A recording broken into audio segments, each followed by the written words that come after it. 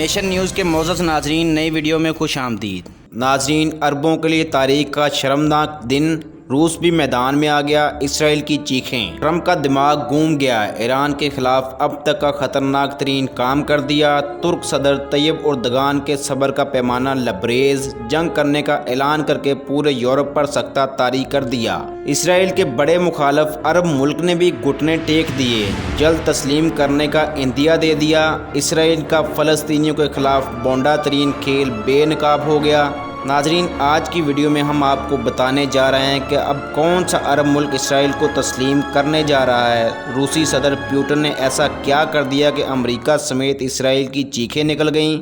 Video میں آگے چل کر یہ بھی بتائیں گے کہ ٹرمپ نے ایران کے خلاف کون سا خطرناک ترین کھیل کھیل ڈالا۔ شامی صدر بشار الاسد نے بھی میدان میں انٹری دے دی، ٹرمپ کو اپنے قتل کی منصوبہ بندی کے اعتراف پر کرارا جواب دے دیا۔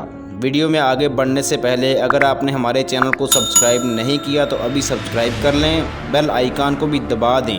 ناظرین، روس نے مسئلہ فلسطین حل کیے بغیر مشرق وسطی میں امن کو ناممکن قرار دے دیا۔ صدر ولادیمیر پوٹن کی ہدایت پر روسی وزارت خارجہ کی جانب سے جاری کردہ بیان میں کہا گیا کہ فلسطین کا مسئلہ حل کیے بغیر مشرق وسطی میں امن کی سوچ ایک غلطی ہوگی۔ روسی وزارت خارجہ کی جانب سے یہ بیان اسرائیل، متحدہ عرب امارات اور بحرین کے درمیان تعلقات کی بحالی کے معاہدے کے رد عمل میں سامنے آیا ہے۔ وزارت خارجہ کا کہنا تھا کہ یہ سوچنا غلط ہوگا کہ مسئلہ فلسطین کا حل تلاش کیے بغیر مشرق وسطی میں دیر پا استحکام ممکن ہوگا۔ روس نے علاقائی اور عالمی طاقتوں پر مسئلہ فلسطین کے لیے بھی زور دیا۔ روسی وزارت خارجہ کا کہنا ہے کہ روس اس سلسلے میں مشرق وسطی کے امن مذاکرات کے سفارتی فریم ورک اور عرب لیگ کے ساتھ ہم آہنگی کے ساتھ مشترکہ کام کرنے کے لیے بھی تیار ہے۔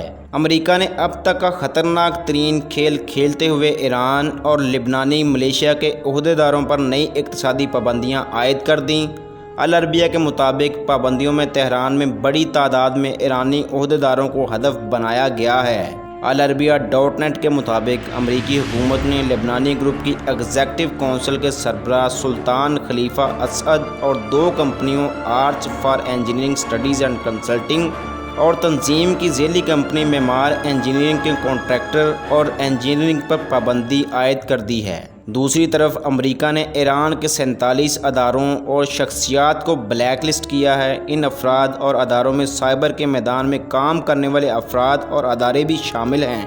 انہوں نے زور دے کر کہا کہ ان گروپوں نے افریقہ، ایشیا، یورپ اور شمالی امریکہ سمیت 30 دوسرے ممالک میں سینکڑوں افراد اور اداروں کے علاوہ مشرق وسطی اور شمالی افریقہ کے 15 ممالک میں نشانہ بنایا۔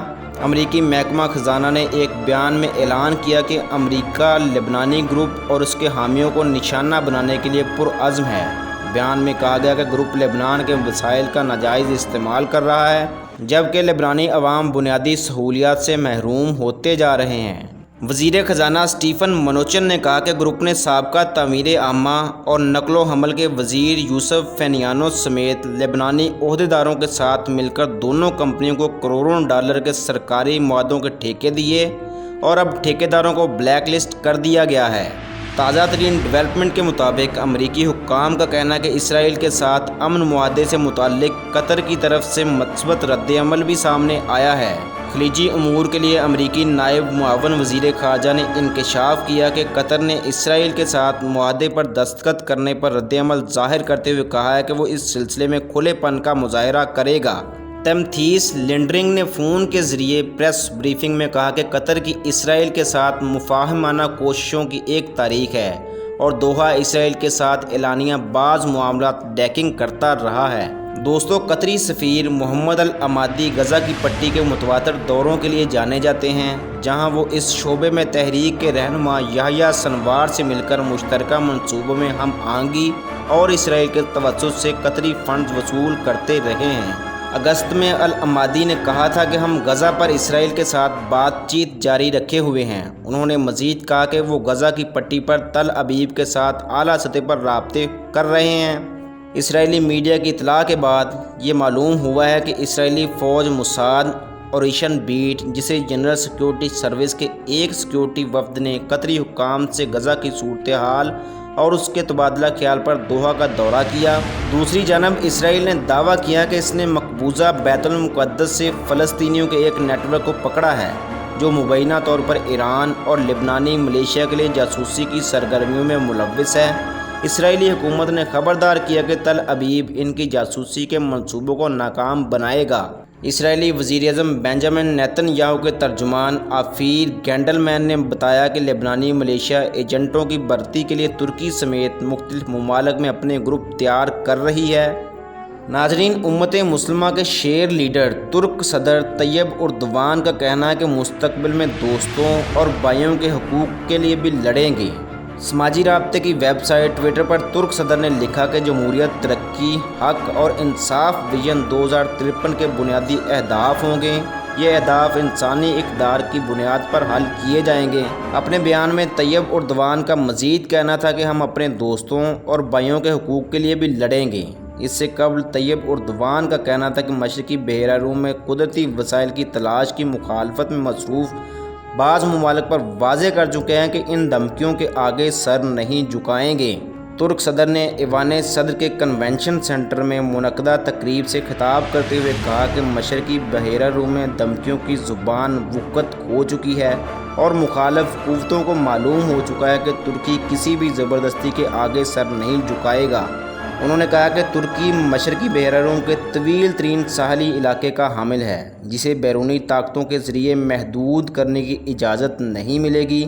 ہمیں بچگانہ حرکات کے سامنے اپنے حقوق کا جائز دفاع کرتے ہوئے ایک ریاست کا منظر بخوبی پیش کیا ہے۔ انتہا پسندی کے خلاف جنگ کے بارے میں اردوان کا کہنا تھا کہ قومی اتحاد اور یکجہتی کو نشانہ بنانے والوں کو خون کے ہر قطرے کا حساب دینا پڑ رہا ہے۔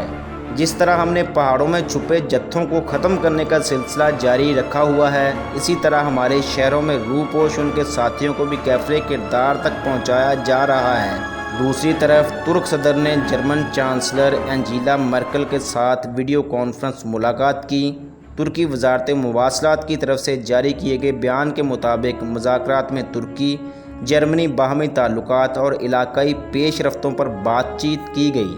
مذاکرات میں ترک صدر نے کہا کہ مشرقی بحیرہ روم کے معاملے میں تعمیری اور حق و انصاف پر مبنی نقطۂ نظر کی موجودگی کی صورت میں عدم مفاہمتوں اور اختلافات کو مذاکرات اور افہام و تفہیم سے حل کیا جا سکتا ہے۔ انہوں نے کہا کہ مشرقی بحیرہ روم کے مسئلے میں یورپی ممالک کا انصاف پسند اور بات کا پکا ہونا ضروری ہے۔